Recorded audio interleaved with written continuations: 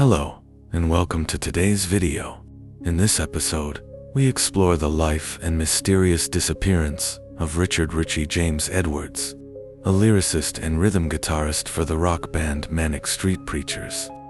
His vanishing in 1995 became one of rock music's most enduring mysteries and continues to fascinate fans and true crime followers alike. This video delves into a missing person case that involves mental health challenges. Viewer discretion is advised. The individuals mentioned are presumed innocent of any wrongdoing unless proven otherwise in a court of law. Sources include official statements, music press archives, interviews with band members, and credible news outlets. Richey Edwards was born on December 22, 1967, in Blackwood, Wales. Raised in a working-class family, he developed a keen interest in literature and music at a young age, excelling in academic pursuits. During his time at Oakdale Comprehensive School and later at University of Wales, Swansea, Richey befriended future bandmates James Dean Bradfield, Sean Moore, and Nicky Wire.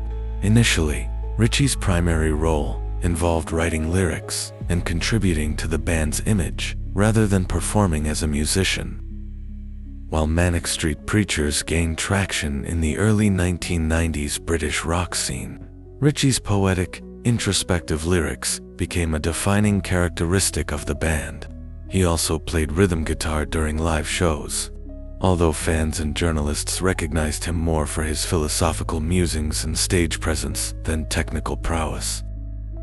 The band's early releases, such as Generation Terrorists, 1992, and Gold Against the Soul, 1993, thrust them into the spotlight. Richey's contributions to the Holy Bible, 1994, showcased a darker, more introspective tone, reflecting his personal struggles and cementing the Manic status as a critically lauded group. Richey was open about his battles with depression, self-harm, and anorexia. These struggles were at times reflected in his lyrics, which often confronted despair, alienation, and political disillusionment. Despite his public persona as an intellectual and provocateur, those close to him noted his fragile emotional state behind the scenes. The British music press both celebrated Richey for his raw honesty and, at times, sensationalized his struggles. A notable incident occurred in 1991 when, during an interview, he carved "For Real" into his arm to prove his sincerity about his art, an act that illustrated his intense commitment, yet also raised concerns about his well-being. Bandmates and close friends tried to help Richey cope. They encouraged him to seek professional care, and he entered treatment programs for his mental health issues. Richey's deep intelligence and caring nature endeared him to fans, yet his internal battles persisted. On February 1, 1995, Richey was due to travel with James Dean Bradfield to the United States for a promotional tour. Instead, he checked out of the Embassy Hotel in London early that morning. Reports suggest that he had withdrawn significant sums of money from his bank accounts in the days prior. 2 weeks later, Richey's car, a Vauxhall Cavalier, was discovered near the Severn Bridge, a known location associated with suicides. The car was found locked and apparently in working order, giving no definitive sign of foul play or an accident. Friends, family, and band members hoped he had taken time away for personal reasons. But as days turned into weeks and there was no contact from Richey, worry escalated.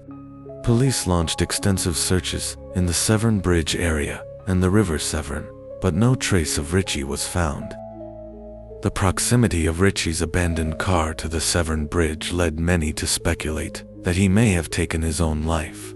However, no body was recovered, and the waters around the bridge are famously difficult for search teams, leaving the question unresolved.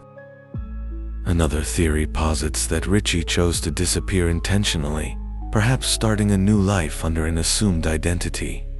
Over the years, alleged sightings have been reported in locations like India and the Canary Islands, but none have been confirmed. Some fans and commentators consider the possibility of foul play or an accidental death in another location. Yet, no conclusive evidence has ever surfaced to support these scenarios, leaving investigators with scant leads. In 2008, Richey Edwards was officially declared presumed dead by court order, a step that allowed his family to resolve certain legal matters. Despite this, hope remains among dedicated fans and loved ones that Richey might still be alive and living in secrecy.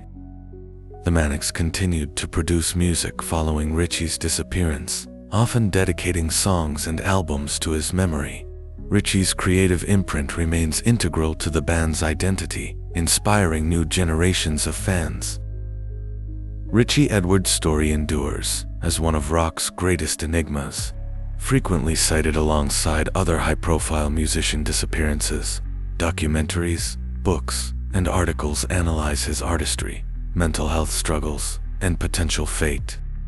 Richey's sister, Richey Edwards, and other family members have continued to keep his memory alive, advocating compassion for mental health issues. Fans commemorate him through memorial gatherings, social media posts, and charitable donations to mental health organizations. Richey Edwards left behind a remarkable musical legacy, a testament to his keen intellect and profound emotional depth. Yet his disappearance remains an unresolved chapter in rock history, echoing the complexities of fame, mental health, and personal freedom.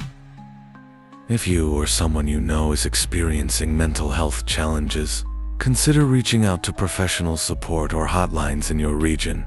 Keeping Richey's memory alive through discussions of his artistic achievements and acknowledging the seriousness of mental health concerns can help ensure that his story continues to resonate with empathy and understanding. Thank you for watching and learning about Richey Edwards. If you found this exploration informative, please like, share, and subscribe. By staying engaged with stories like these, we foster greater awareness of mental health and keep important legacies alive in the public consciousness.